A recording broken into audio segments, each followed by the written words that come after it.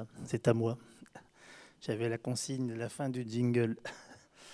Bien, bonjour à toutes et à tous. Alors, comme on dit habituellement, c'est la mauvaise heure pour intervenir. Plus les sandwichs étaient nombreux et plus les fauteuils sont confortables. Il faut que l'animateur il soit à la hauteur pour pas vous endormir. Bon, donc voilà, donc n'hésitez pas aussi à intervenir et à poser des questions. Je garderai quand même 5-10 minutes à la fin, mais si toutefois il y a une question qui vous brûle les doigts, n'hésitez pas à la poser en cours de route.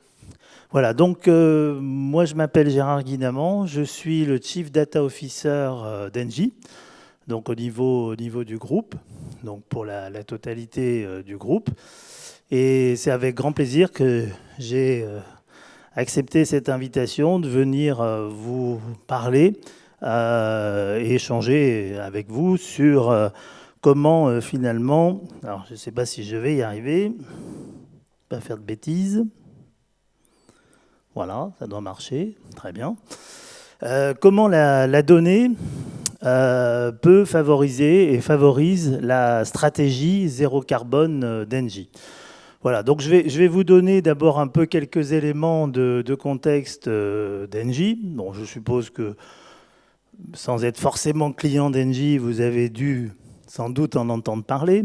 Donc Engie est un groupe international spécialisé dans l'énergie et les services et qui a comme stratégie, qui a été réaffichée très récemment par sa directrice générale Isabelle Kocher, de devenir le leader mondial de la transition énergétique zéro carbone.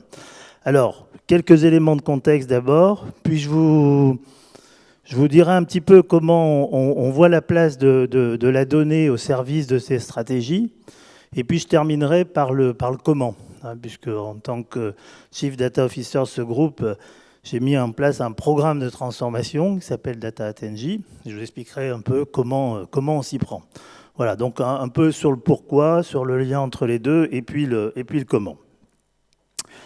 Alors, sur le pourquoi, bon, très rapidement, bien évidemment, on le sait tous, le monde est à un moment charnière.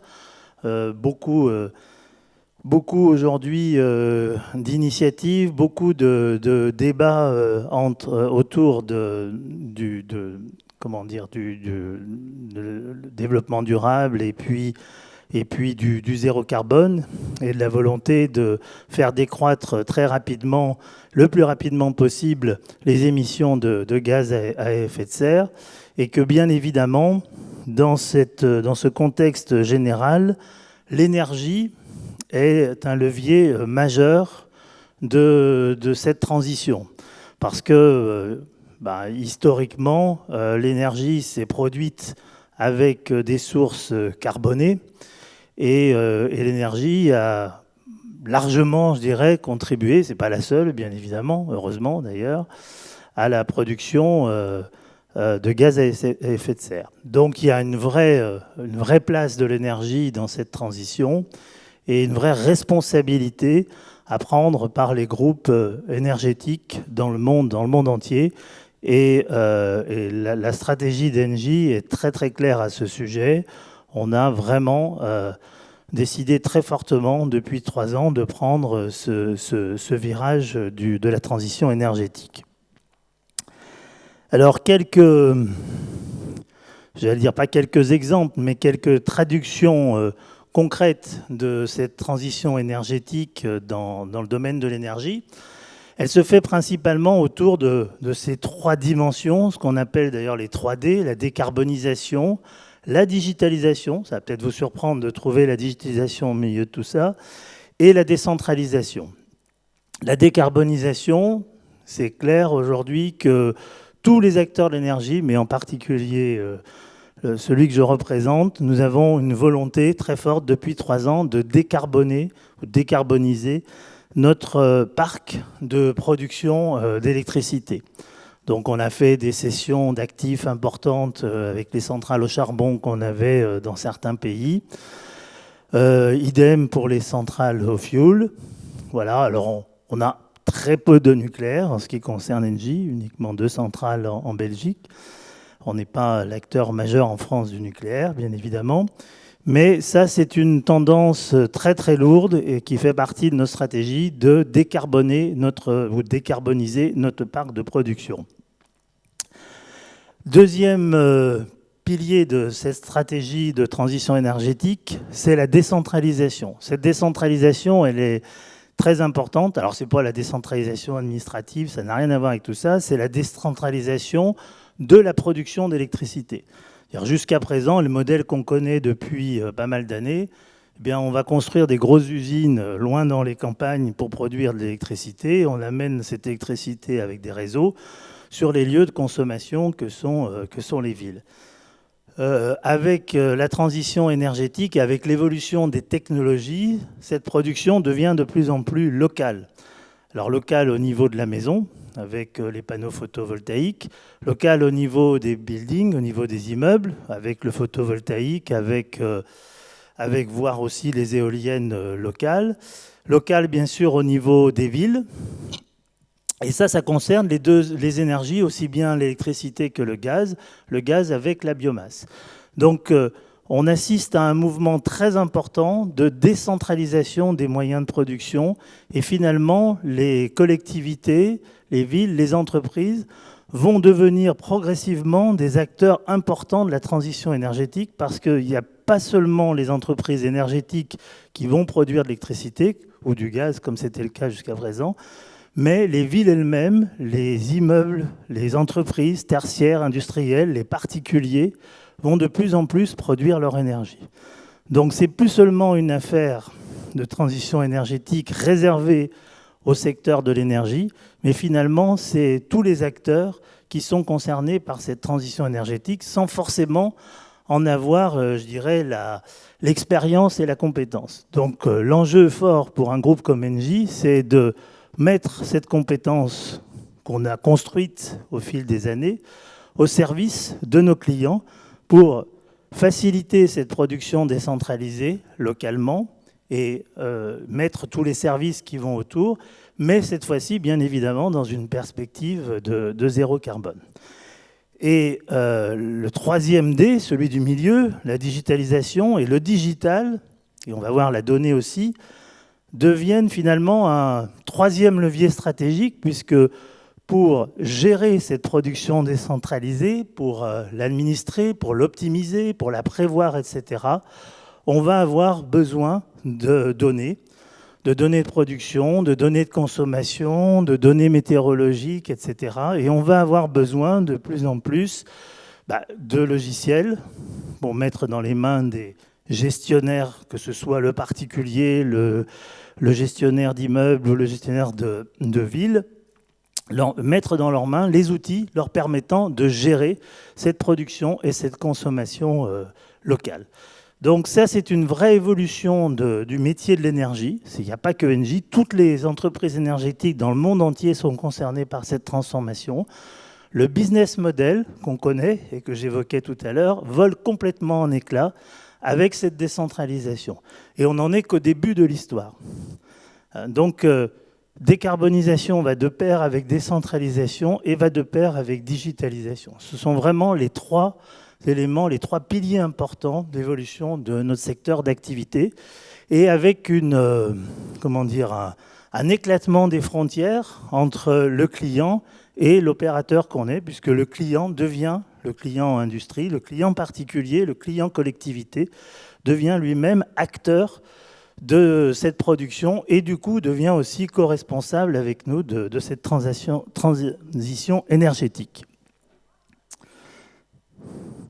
Donc, vous aurez compris que la stratégie d'Engie, c'est, comme je l'ai dit, d'être le leader mondial de la transition énergétique zéro carbone.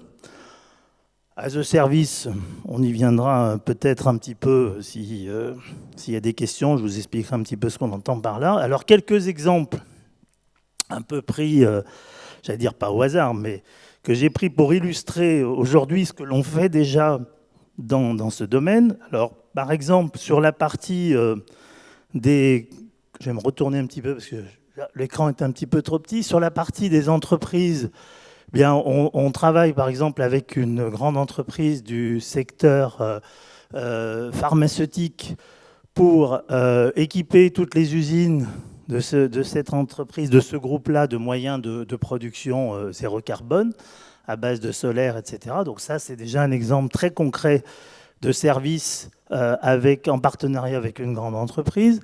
Même chose avec Philinvest. Ça, on est dans le domaine du real estate, on est dans le domaine des promoteurs immobiliers, que ce soit pour du particulier, pour de l'entreprise, site industriel ou site tertiaire. Là aussi, on a de grands partenariats avec ces promoteurs pour, dès le départ, dès la construction des immeubles, intégrer cette production décentralisée et cette dimension zéro carbone. On l'a aussi avec, bon, j'ai cité Walmart, mais il y a d'autres acteurs dans le monde avec lesquels on a des contrats de longue durée, ce qu'on appelle des Power Purchase Agreements, ou AAE en français, ça doit vouloir dire en français des accords d'accès à l'énergie, quelque chose comme ça, qui sont des contrats de longue durée, sur 10 ans, sur 15 ans, que l'on signe avec nos clients, avec ces clients-là, sur de la production d'électricité verte, et en leur donnant la visibilité sur 10 ans, et eux nous donnent aussi leur visibilité de consommation, nous on donne la visibilité sur la production et sur les prix, et donc il y a un engagement mutuel de réduire les émissions de gaz à effet de serre, aussi bien de leur côté que du nôtre, sur des durées assez longues.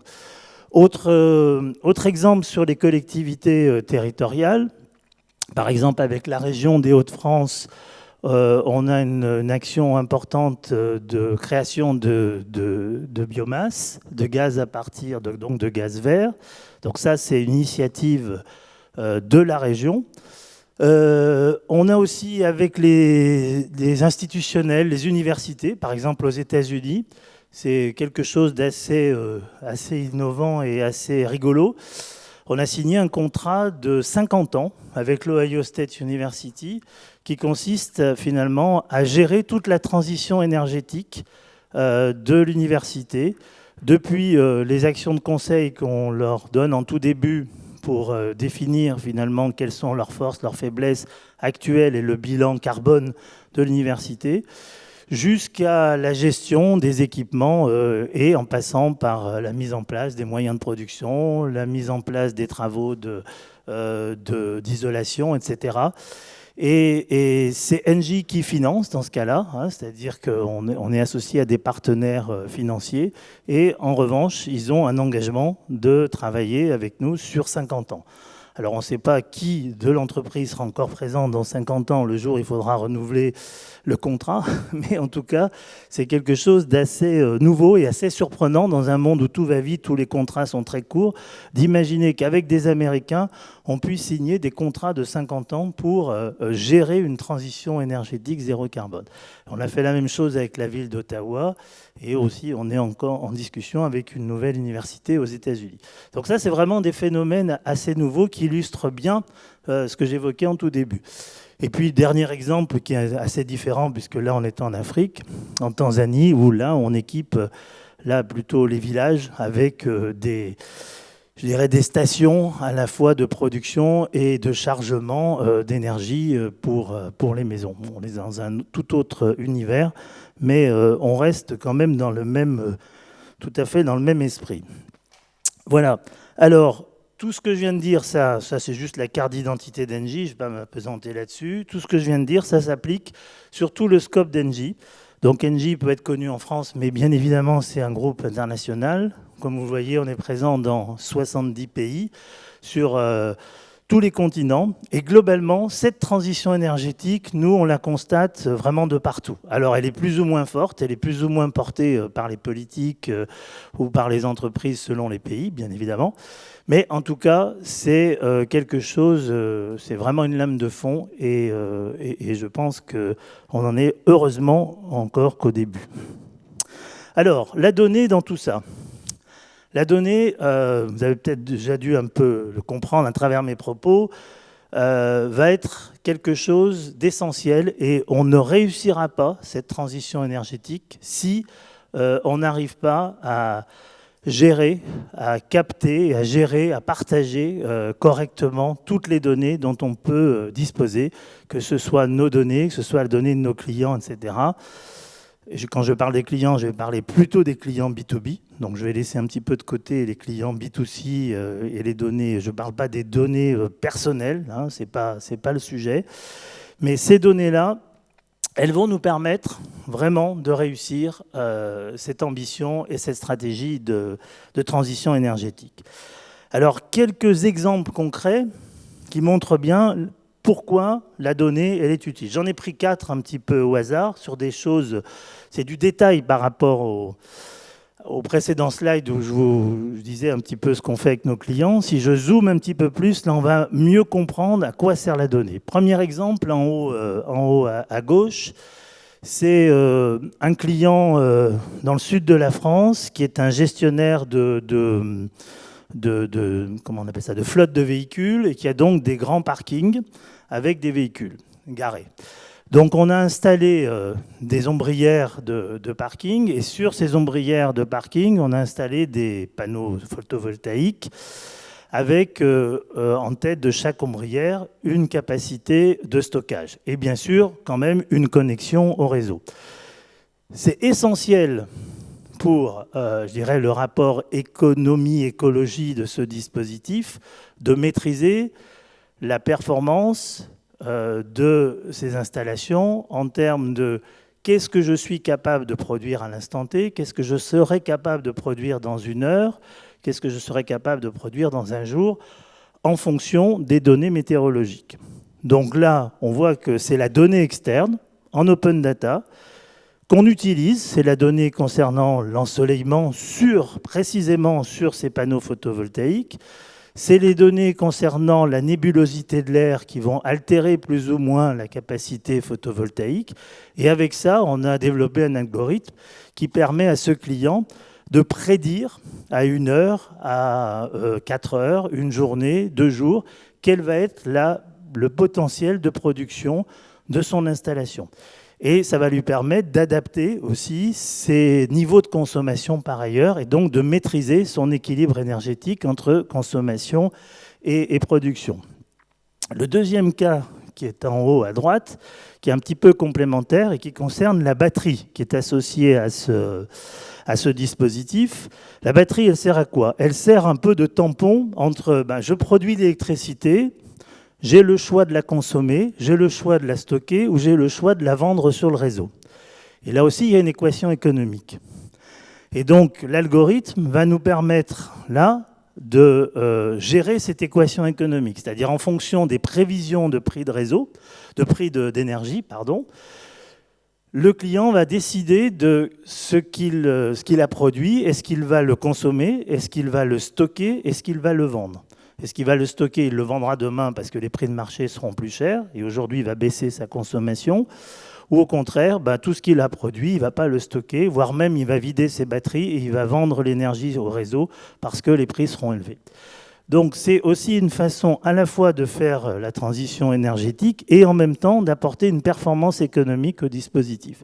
Et dans les deux cas, alors dans le premier cas, on est essentiellement sur de la data externe, la data en open data de météorologie et un algorithme, j'allais dire, qui gère ça. Dans le deuxième cas, on est sur de la donnée à la fois externe sur des prix de marché et interne sur les données des ondulateurs. Donc c'est de l'IoT, des données des ondulateurs des panneaux photovoltaïques, et puis les données de l'IoT aussi de la batterie. Et l'algorithme, en utilisant ces 3 types de données, les données de l'ondulateur, les données de l'onduleur, les données de la batterie et les données de marché, va optimiser en permanence la prise de décision sur le stockage, la vente ou la production. Quatrième cas aussi où la donnée est importante, c'est la gestion à distance de la maintenance. Donc là, on est vraiment dans la maintenance prédictive. d'assets de production solaire sur des panneaux photovoltaïques, sur des toits. Donc de prédire en fonction finalement de l'usage des panneaux photovoltaïques et des composants, de prévenir les pannes et de faire les changements en temps et en heure avant que le panneau photovoltaïque s'arrête et ne produise plus l'énergie qu'on est censé produire. Ça, c'est plus classique. Et puis le dernier cas qui est aussi intéressant, c'est la modélisation finalement des villes que l'on est capable de faire. Et sur chacun des toits des maisons de la ville, on est capable, en cliquant sur le toit, de pouvoir avoir la capacité de production solaire de ce toit en fonction effectivement des données météorologiques et de l'historique des données météorologiques sur 10 ans, 15 ans, 20 ans à l'endroit où se trouve ce toit, en fonction bien évidemment des saisons, mais aussi de paramètres de type est-ce qu'il y a dans l'environnement un clocher qui est classé monument historique, et alors il y a toute une partie du toit qui ne peut pas être équipée d'un panneau solaire parce que les bâtiments de France ne l'autorisent pas. Donc ça permet, avec un algorithme, de calculer très simplement, une fois que c'est développé, bien évidemment, la capacité de production de chaque toit. Voilà. Donc voilà 4 exemples parmi d'autres qui illustrent véritablement la place de la donnée dans cette transition énergétique. Donc on est beaucoup autour de la donnée d'IoT, on est beaucoup autour de la donnée externe, de météorologie, bien évidemment. On est beaucoup sur de la prédiction de maintenance, sur de la prédiction de consommation. Voilà, ce sont tous ces éléments-là qui nous sont très utiles. Je surveille l'heure. Donc, ces quatre exemples, moi, je les ai tirés finalement d'une analyse un peu plus globale que l'on a faite. Je ne vais pas vous l'expliquer parce que c'est trop compliqué. Enfin, s'il y a des questions, je pourrais rentrer dans le détail. Mais on a fait une espèce d'analyse un peu globale de toute la chaîne de valeur de notre activité pour essayer de voir quels étaient les cas d'usage très data-centriques et sur lesquels on pouvait investir, soit pour nous-mêmes, pour nos propres installations, soit pour les services que l'on rend aux clients. Donc ces cas d'usage, assez classiquement, on les a classés sur une matrice facilité de développement et, efficacité économique et technologique. Et on a réuni comme ça une 50aine de cas d'usage sur lesquels on travaille. Et les 4 que j'ai cités font partie de ces 50. Donc ça sont 50 cas d'usage un peu théoriques, mais qui sont très importants, et ça va m'amener vers le comment. Quand on veut faire une transformation, quand on veut transformer un groupe comme Engie de 160 000 personnes, 70 pays, 25 business units, avec plein de métiers différents, un des éléments clés pour amorcer cette transformation, pour convaincre le management local de l'importance de la donnée par rapport à l'objectif business de transition énergétique, c'est bien évidemment de partir des cas d'usage et de démontrer que ces cas d'usage sont producteurs de valeur, quelle que soit la valeur économique ou écologique ou de communication, etc. Donc ça, c'est un point très important.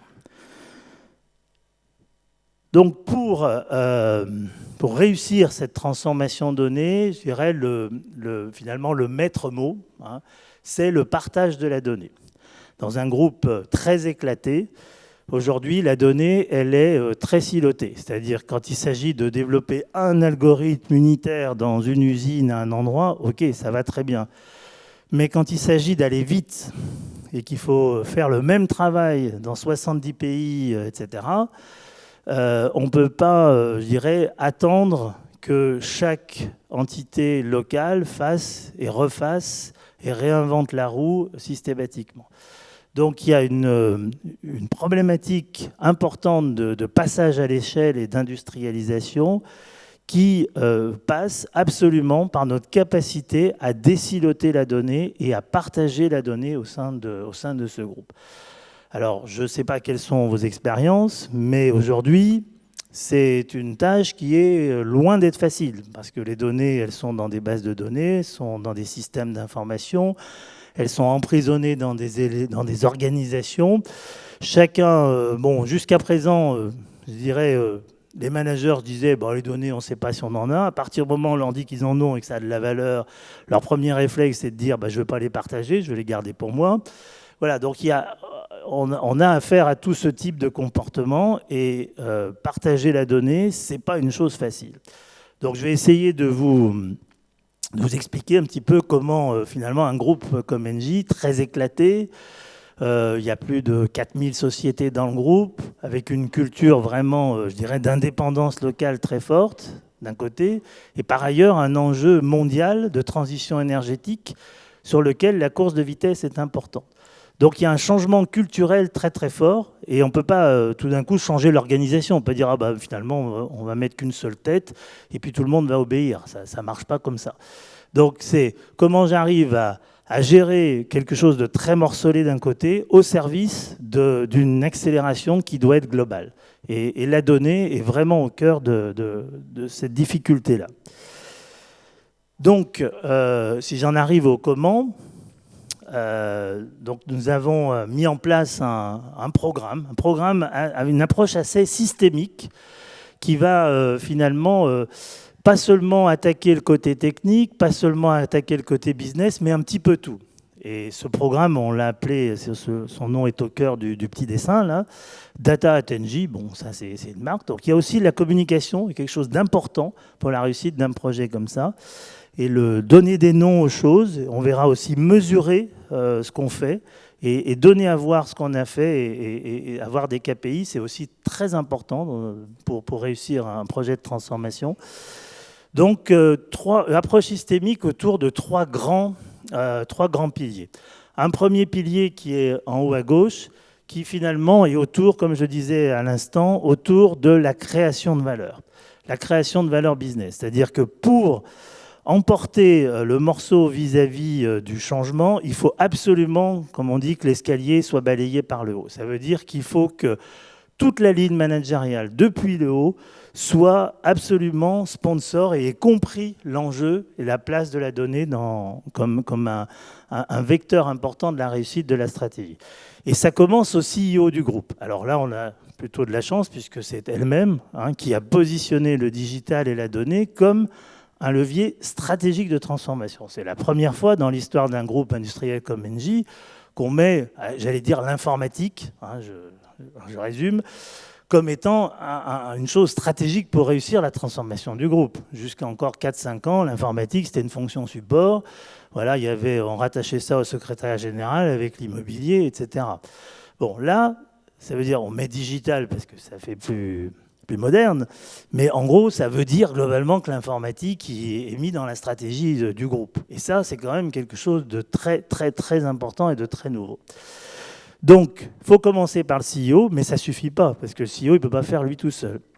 Donc, il faut ensuite descendre jusqu'au patron de business unit, au patron d'entité, etc. Et il faut que chacune de ces entités, c'est le choix qu'on a fait, ait une stratégie donnée. Donc, un de mes rôles importants en tant que Chief Data Officer, c'est de travailler à peu près avec la quarantaine d'entités que j'ai ciblées qui vont représenter en gros 80% de là où il faut faire la transformation dans le groupe. Avec cette quarantaine d'entités, d'ici la fin de l'année, il faut qu'elles aient toutes une stratégie donnée. Alors ça veut dire quoi une stratégie donnée? Ça veut dire seulement d'avoir positionné la donnée dans leur stratégie business. Ce n'est pas vraiment une stratégie donnée, mais c'est de poser la question, de se dire, tiens, par rapport à mes activités, par rapport à mes clients, par rapport au pays dans lequel je suis, etc., et les changements que j'ai opérés, la donnée, et quel type de données, etc., va me permettre de réaliser et d'atteindre ces objectifs. Donc ça, c'est le premier cas. C'est le premier élément. Le deuxième élément, c'est organisation et gouvernance. Bon, vous savez tous, comme moi, qu'un des gros problèmes, c'est quand même la qualité des données. Bon, la qualité des données, on ne sait déjà pas où elles sont, et quand on les trouve, quand on les a, elles ne sont pas forcément de bonne qualité. Et là, ce n'est pas magique. Ce n'est pas en 5 minutes, on ne va pas résoudre des années de problèmes sur la qualité de la donnée. Mais il faut quand même se donner les moyens. Et donc, ça veut dire mettre en place une équipe locales. Moi, je ne suis pas le propriétaire des données du groupe, c'est pas possible dans un groupe comme le nôtre.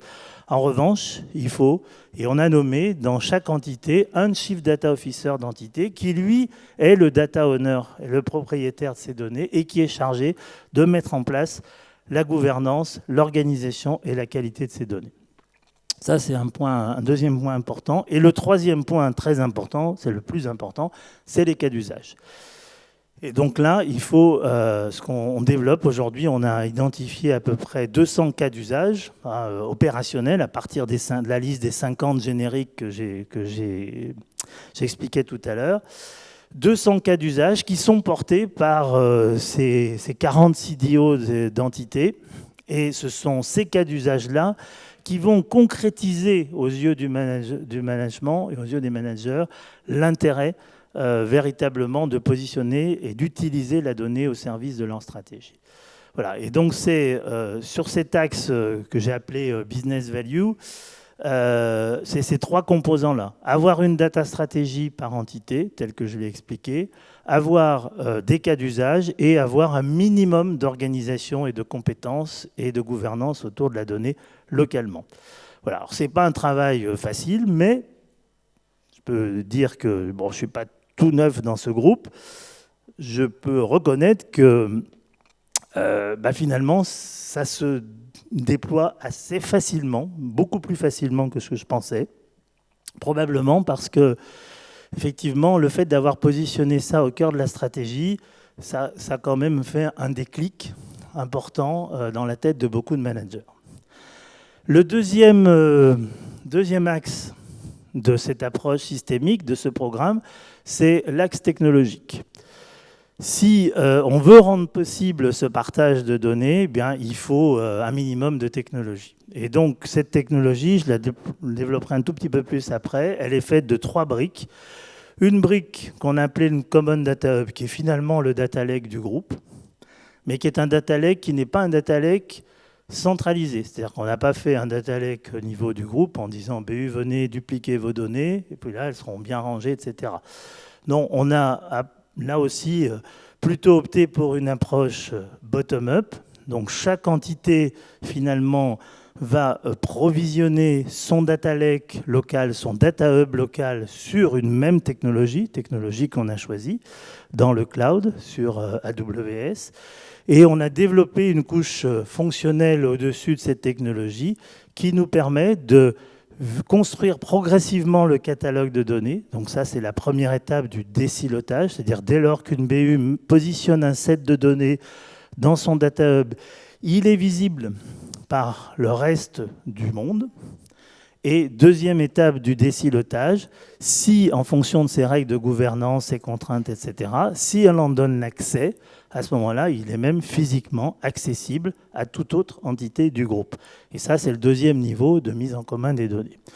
Et bien évidemment, sur ce data hub, on y met aussi beaucoup de données externes. Je parlais de données de météorologie tout à l'heure.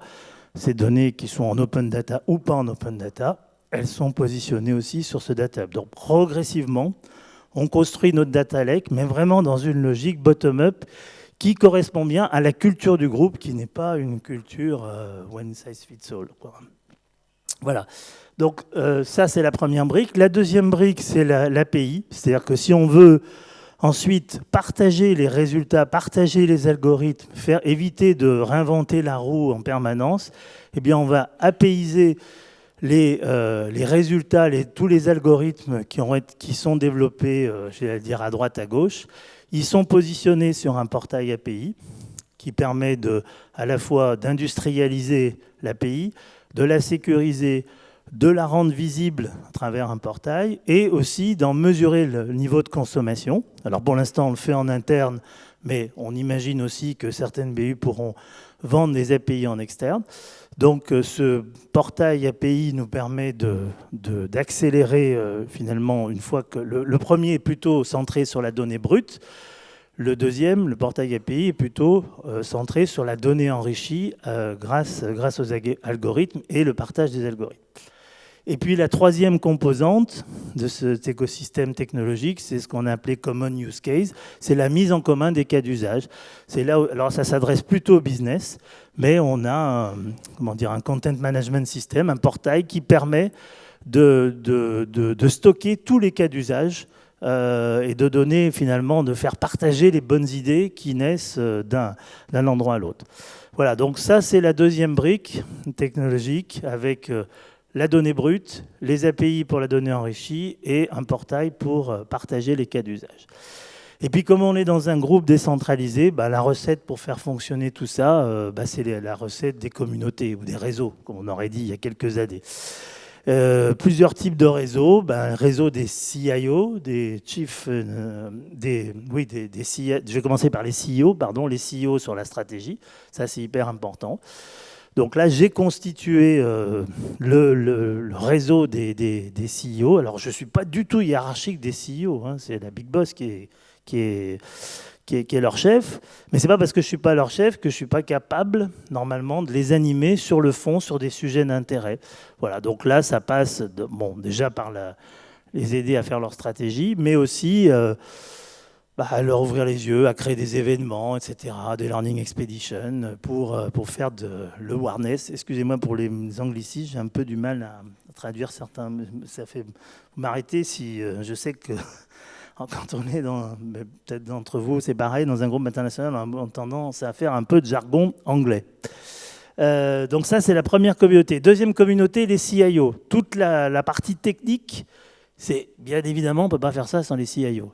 Je veux dire, créer un data lake local sur AWS, il faut l'équipe technique de la DSI, il faut que le DSI connecte ce data hub à ses systèmes transactionnels, à ses bases de données, il faut créer les connecteurs, etc. Donc, c'est très important de fonctionner aussi avec la communauté des CIO. Bien évidemment, la communauté des Chief Data Officers, c'est pas digital, c'est le D de data.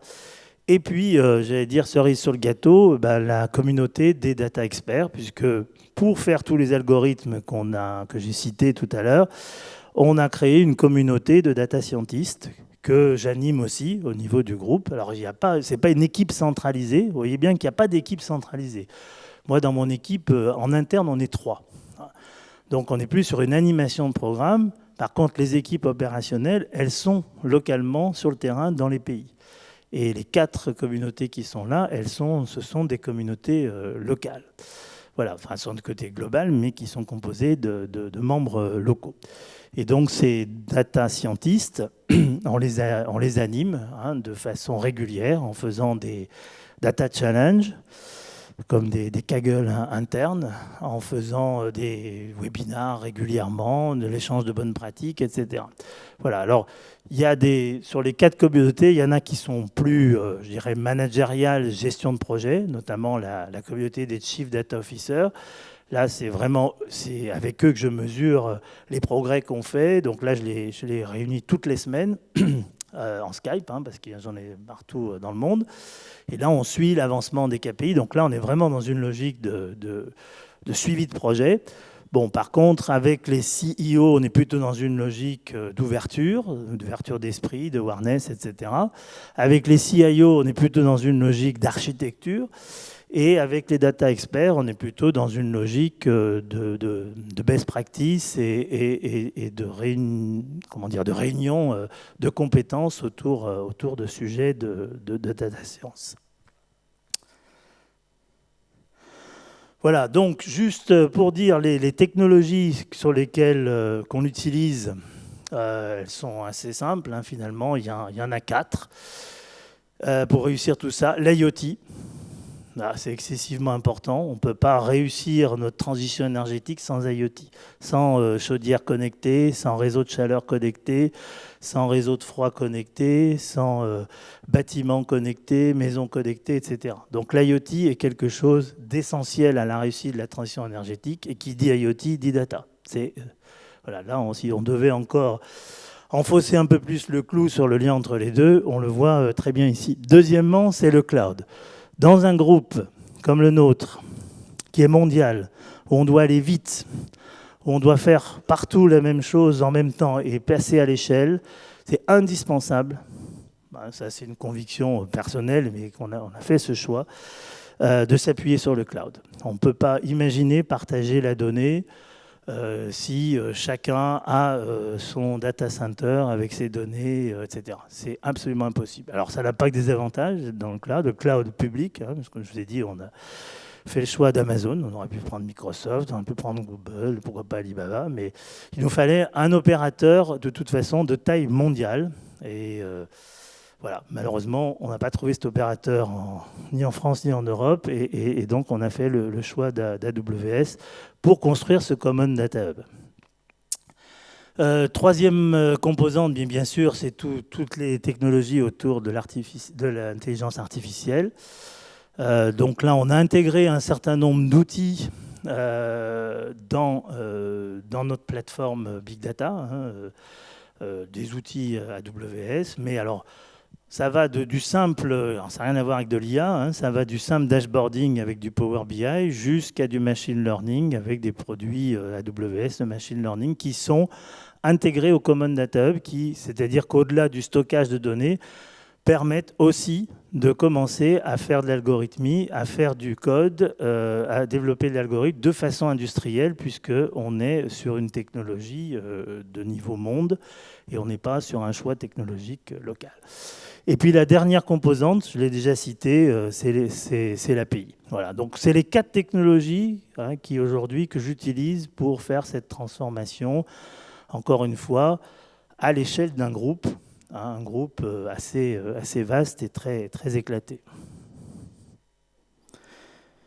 Voilà, donc là c'est un petit peu de détail, mais je pense que j'ai déjà pas mal développé la chose pour dire finalement les différents outils à quoi ils servent.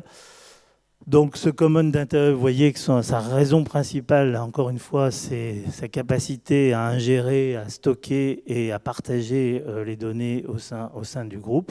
Encore une fois, dans une logique bottom-up et pas dans une logique top-down.